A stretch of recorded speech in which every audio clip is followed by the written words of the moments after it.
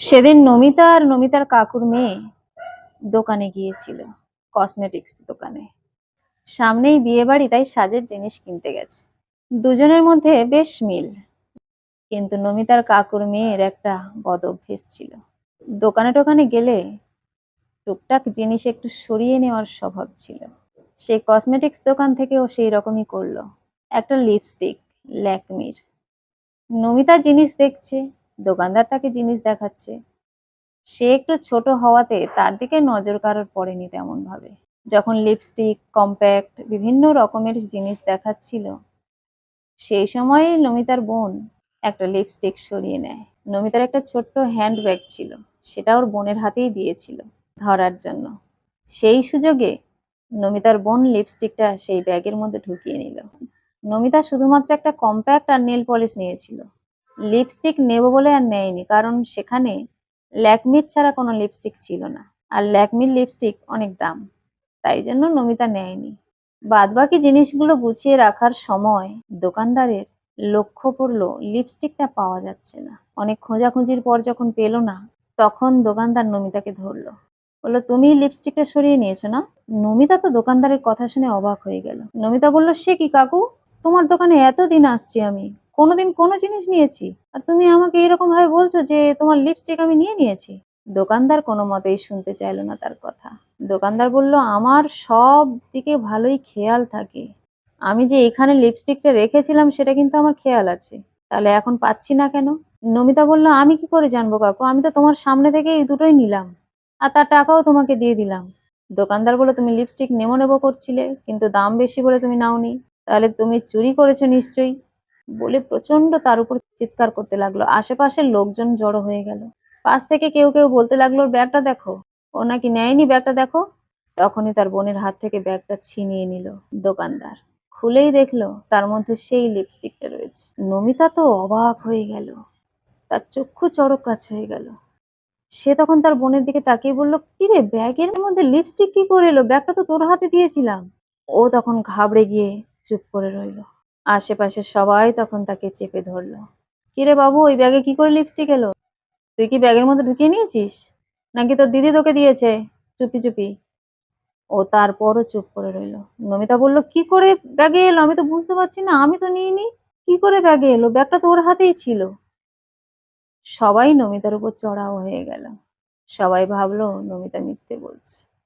নমিতার বোন একটা কথাও মুখ থেকে বের করেনি। তাকে এত চাপাচাপি করা সত্ত্বেও একবারের জন্য বলেনি যে আমি ভুল করে ওর মধ্যে ঢুকিয়ে নিয়েছি। এত জোরাজুরি করার পরও যখন তার মুখ থেকে কিছু বেরোচ্ছে না, তখন আশেপাশে যে মেয়েরা জড়ো হয়েছিল সবাই মিলে নমিতাকে মারধর শুরু করলো। নমিতা জীবনে এরকম ভাবে অপমানিত কখনো হয়নি। কোন রকমে সে বাড়ি ফিরল।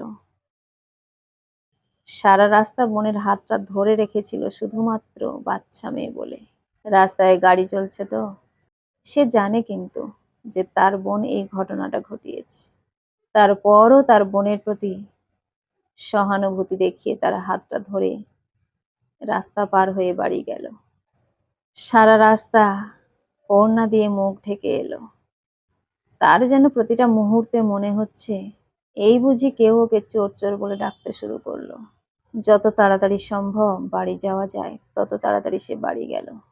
বাড়ি গিয়ে মা কাকিমার সামনে প্রচন্ড পরিমাণে কাঁদতে শুরু করলো। নমিতার মা তো ভীষণ অবাক হয়ে গেল। সে তার মেয়েকে এইভাবে মানুষ করেনি। তার মেয়ের দিকে আজ আঙুল তুলে সবাই বলবে চোর। তার মেয়ে আজ মোড়ের মাথা থেকে মার খেয়ে বাড়ি ফিরল। যে দেখবে সেই তাকে চোর বলে ডাকবে। এ কি ঘটে গেল তার মেয়ের সঙ্গে? নমিতা আর নমিতার মা কিন্তু ভালোই জানে যে তার কাকিমা এই জিনিসগুলো তার মেয়েকে হাতে ধরে শিখিয়েছে, কারণ তার কাকিমার মধ্যেও এই স্বভাবটা রয়েছে, তাই তার থেকে তার মেয়ে শিখেছে। এই ঘটনা নমিতাদের পাড়ার সকলেই জানে যে নমিতার কাকিমা এইরকম স্বভাবের, আর তার ওই ছোট্ট মেয়েটাও ওইরকম হয়েছে। নমিতা আর নমিতার মা যে ওরকম নয়, পাড়ার লোক জানলেও মোড়ের মাথার তো কেউ জানে না। তবে আজ পর্যন্ত কেউ কখনো নমিতাকে এরকম করতে দেখেনি। মোড়ের মাথার সব দোকান থেকেই তো সে এত বছর কেনাকাটা করছে। নমিতার কাকিমাকে নমিতা বলল, কাকিমা, আজকে তোমার মেয়ের জন্যই আমাকে মোড়ের মাথা থেকে সকলের হাতে মার খেয়ে বাড়ি ফিরতে হলো।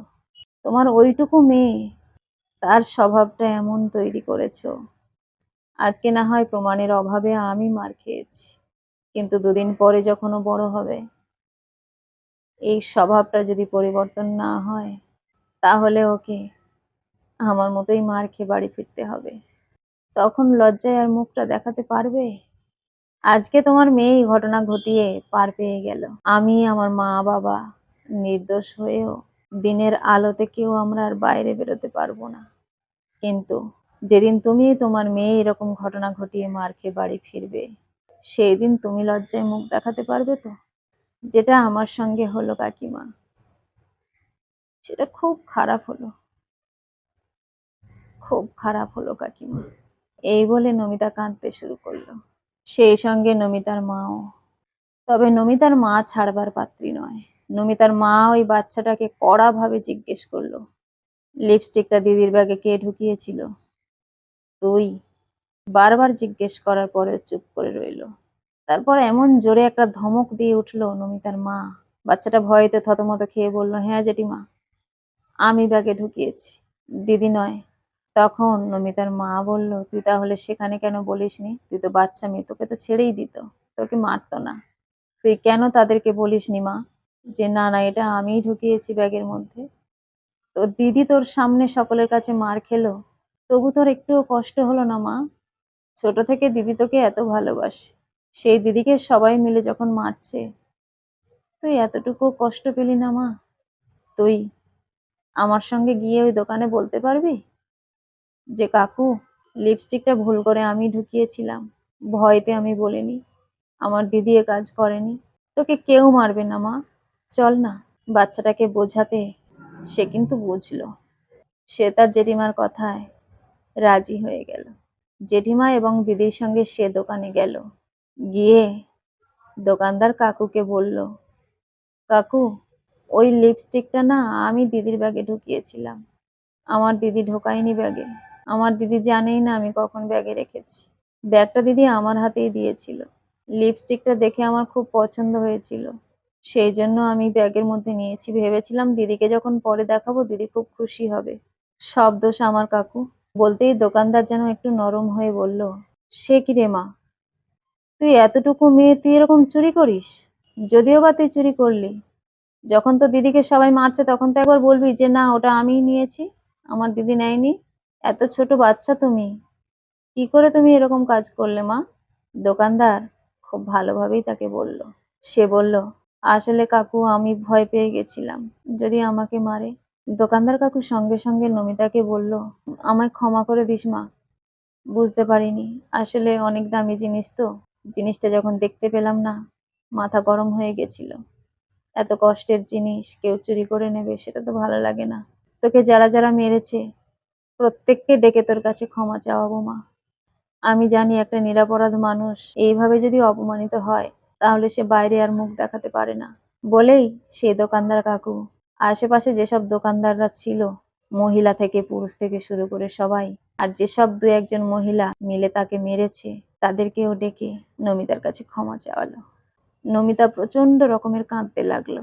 সেই মহিলাগুলো নমিতাকে জড়িয়ে ধরে বলল, আমাদের ক্ষমা করে দিও মা, বুঝতে পারিনি, ভেবেছিলাম চুরিটা তুমিই হয়তো করেছো, তাই জন্য এত বড় একটা অপরাধ করেছি আমরা।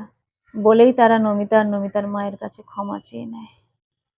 নমিতা, নমিতার মা হাসি মুখে বাড়ি ফিরে গেল। কারোর বিরুদ্ধে এত বড় একটা পদক্ষেপ নেওয়ার আগে একটু মনে হয় যাচাই করে নেওয়াটা খুব দরকার। কলমে ও কণ্ঠে, সোমা।